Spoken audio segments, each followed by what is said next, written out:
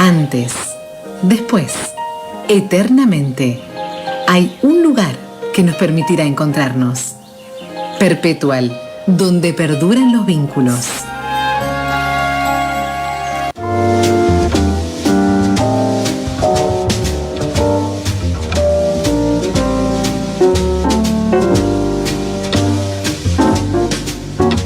En esta amplia difusión que le estamos dando a la 20ª edición de la Feria del Libro de Río Cuarto, vamos a tomar referencia de alguien que desde el periodismo incursiona en la literatura, porque viene el próximo sábado a las 20 horas a presentar el libro publicado por Editorial Planeta, La Cacería de Hierro.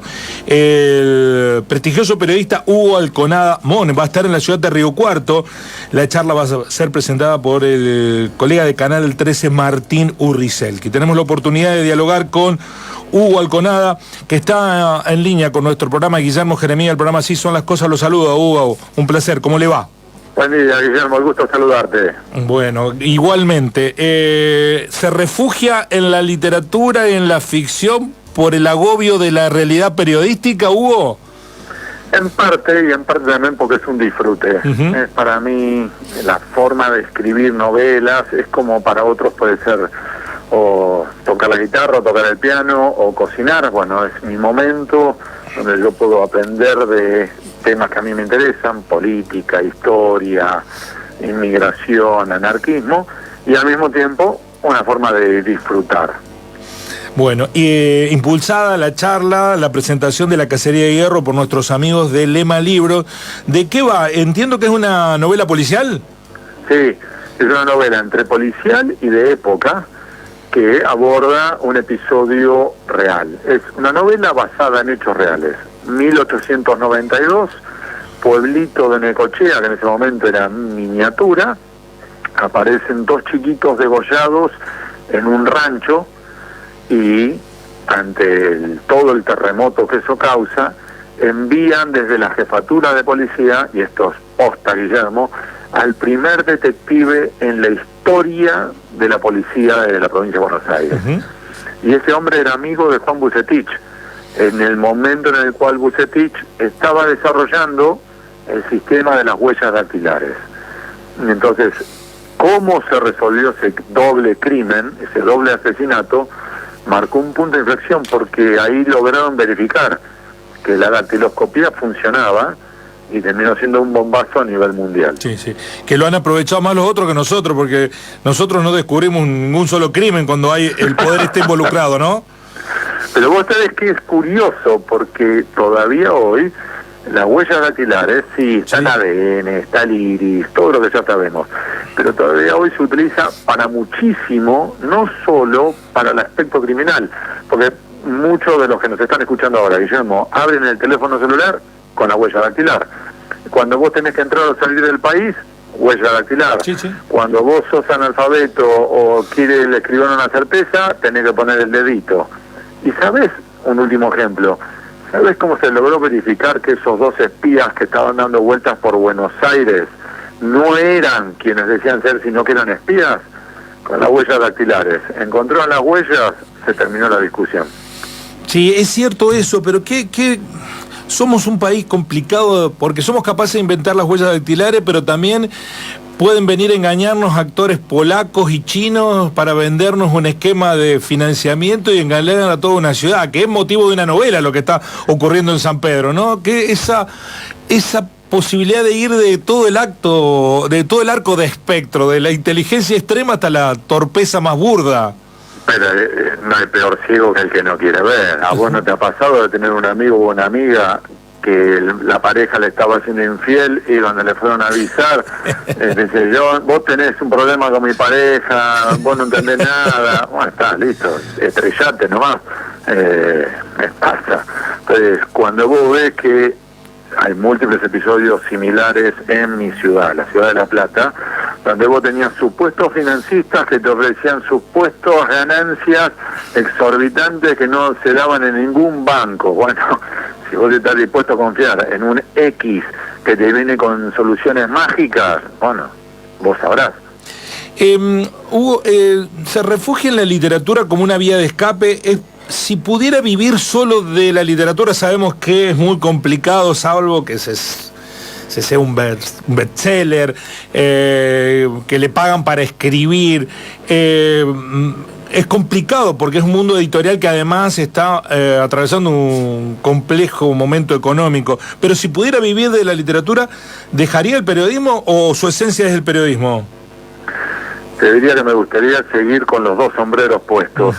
Me gusta mucho, a ver, te lo digo de otro modo, Guillermo. El periodismo de investigación me apasiona. Escribir novelas lo disfruto.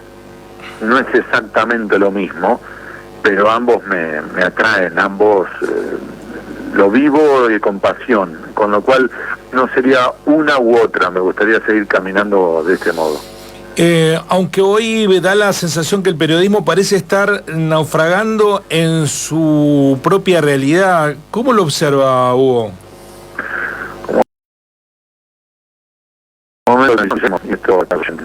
Estamos en un momento golpeados, y no solamente por las vivencias locales, sino a nivel general. Hay una reconfiguración de todo nuestro oficio, porque están ahora las redes sociales, las plataformas digitales, porque hay una merma de lectores, porque hay una contracción de los anunciantes y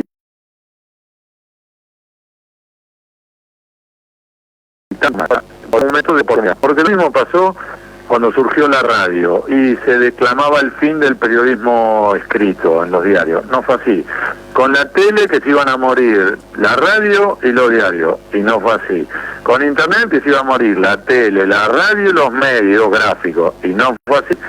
Ahora tenemos con estas redes una oportunidad. Por supuesto que se difunden fake news y todo lo que ya sabemos, pero también te permiten ahora transmitir de otro modo y llegar a nuevas audiencias. Guillermo, yo tengo gente posta, que me está leyendo hoy en Taiwán y en Mozambique.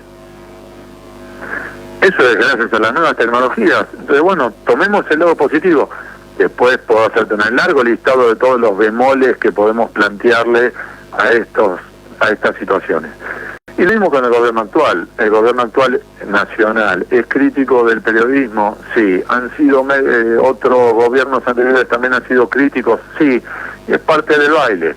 O sea, si hacemos nuestro trabajo y por lo general metemos los dedos en el enchufe, si no lo hiciéramos, no estaríamos haciendo periodismo, estaríamos haciendo propaganda política. Sí, es otra cosa. Una cosa es ser crítico, y yo creo que el periodismo básicamente es antipoder, y otra cosa es insultar, injuriar, descalificar, poner a todos en una misma bolsa. Este gobierno pareciera tener una relación con el periodismo de sometimiento.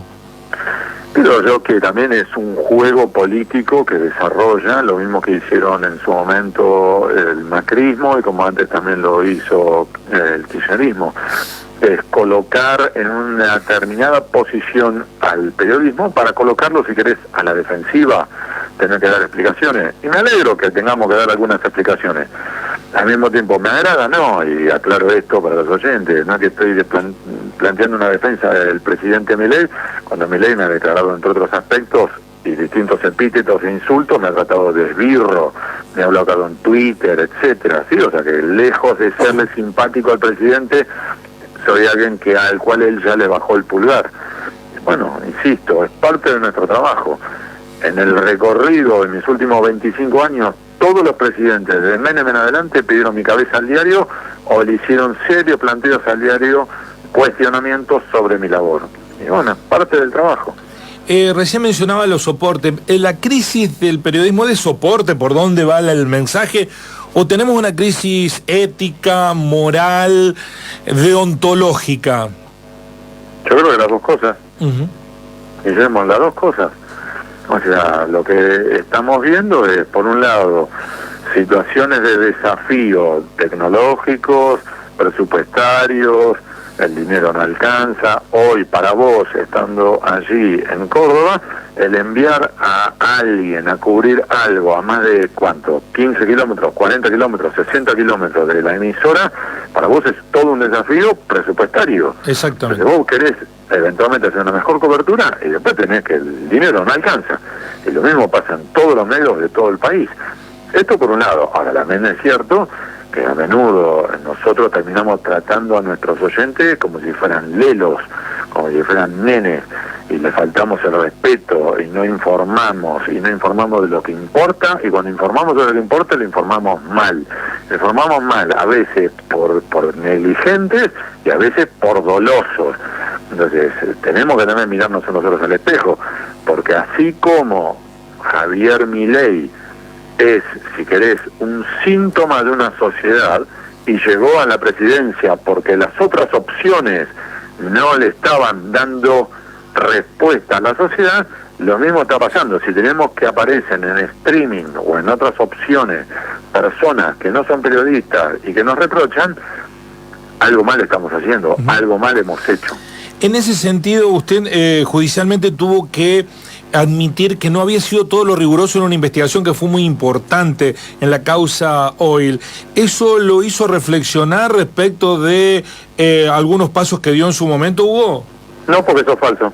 Y ahí tenés un ejemplo maravilloso de fake news. Ajá. Yo declaré durante 4 horas, estamos hablando de la causa Oil, en la cual terminó condenado por primera vez en la historia Ricardo Echegaray, titular de la FIP. Sí. Y declaré durante 4 horas. Y después editaron un video de 4 minutos en la cual me hicieron aparecer diciendo cosas que yo no dije. Entonces, ahí tenés un ejemplo de mal periodismo. Pero lo que vemos en el video, que usted dijo que no había chequeado o tenido la referencia de una cuestión básica, ¿no lo dijo usted? Sí, pero ¿sabes cómo fue la historia?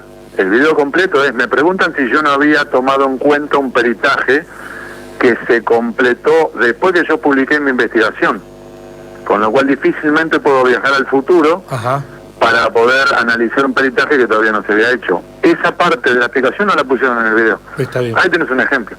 Está perfecto, sí. Pero de todas maneras su trabajo periodístico con el peritaje posterior quedó desacreditado. No, desde el momento en el cual tenemos que, por primera vez en la historia, un titular de la FIP terminó condenado por defraudar al Estado, no quedó desacreditado, al contrario, lo validaron. Y de hecho, ahora lo que tenemos es que la Corte Suprema le ha ordenado a la casación dictar un nuevo fallo en línea con los parámetros de la Procuración General de la Nación que establecen que hay que condenar. Bien. Así que lejos de desacreditar mi investigación, al revés, se está confirmando. Sí, ¿usted confía en esta justicia que tenemos? A ver, puede gustarme más o puede gustarme menos, pero son las reglas del juego.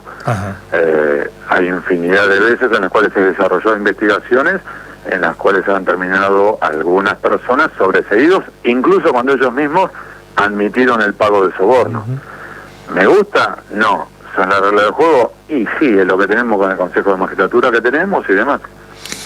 Hugo Alconadamón dialoga con nosotros. Viene a Río Cuarto a presentar su último trabajo, La Cacería de Hierro, ficción, la novela. Va a ser en el marco de una invitación de Lema Libros. Supongo yo que va a firmar entre los cientos de seguidores que tiene la ciudad de Río Cuarto libros allí en la feria del sábado, que es el punto más convocante, sábado a las 20 horas en el auditorio del Consejo Deliberante. ¿Quién es su referente, Hugo, en la literatura? ¿A quién le gusta leer? Muchísimos. Desde Pierre Lemaitre hasta Jorge Luis Borges, y desde Niklas Natoch Dag hasta César Aira, o sea, son muchísimos. ¿Y qué cree que puede generar en las generaciones que vengan la poca ficción a la lectura? ¿Qué deterioros observa usted? Porque hoy pareciera que la realidad no se puede explicar si no es en un minuto de TikTok. ¿Eso nos empobrece intelectualmente? Ahí hay que tener cuidado. Por supuesto que hay una merma en los índices de lectura si se toma en cuenta que se venden hoy menos libros que el año pasado o que el anterior o que el anterior. O sea, cada año se venden menos libros. Pero también esto hay que tomar en cuenta, por un lado, la situación económica, la recesión, y además esto se combina, sin embargo, con un par de datos que son alentadores. El primero, hay muchas personas que acuden a bibliotecas públicas y a bibliotecas populares, y allí leen muchísimo. Y el otro eje sobre los pibes es uno de los rubros más sólidos en el mercado editorial es la literatura juvenil, que puede arrancar desde los libros de, entre otros, Harry Potter en adelante, como la saga Crepúsculo y tantas más.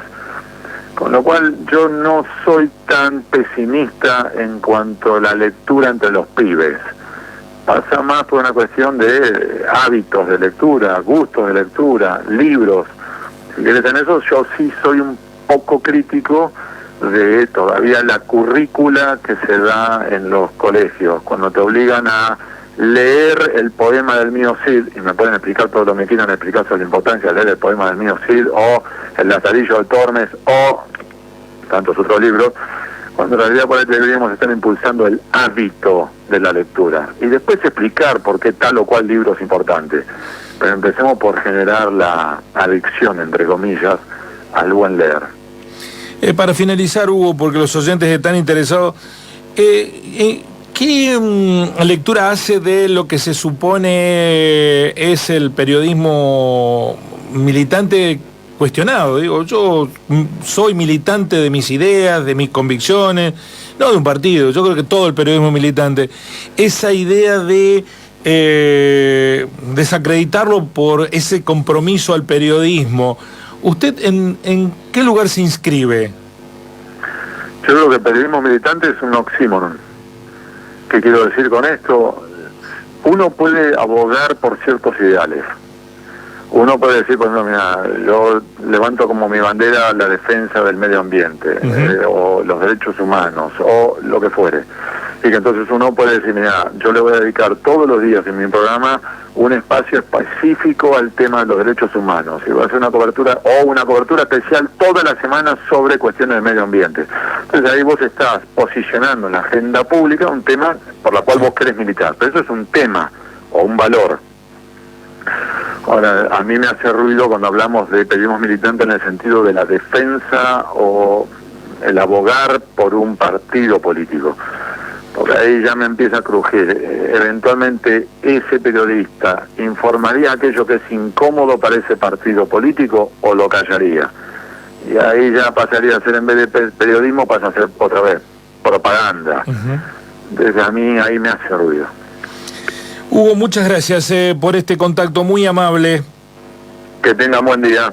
Gracias. Hugo Alconada Mon, el autor de La Cacería de Hierro, el libro que se presenta entre las muchas actividades que se van a desarrollar de aquí hasta los días que resten de la feria. Visítenla porque está muy linda. Hay libros muy baratos, clásicos, históricos, hay ofertas muy interesantes. Por ejemplo, 2 libros por 15.000 pesos. Hoy un libro cuesta 30.000 mangos. Van a encontrar muchísimas alternativas. También están los libros de reciente publicación. Hay charlas todos los días. Un evento para aprovechar plenamente. Visiten el lugar donde están los escritores riocuartenses, el doble stand de la SER. Allí van a encontrar los autores nuestros y van a poder comprar sus libros. La consigna es que salgan de la feria con un libro, y si puede ser de autor riocuartense, mejor. Así son las cosas.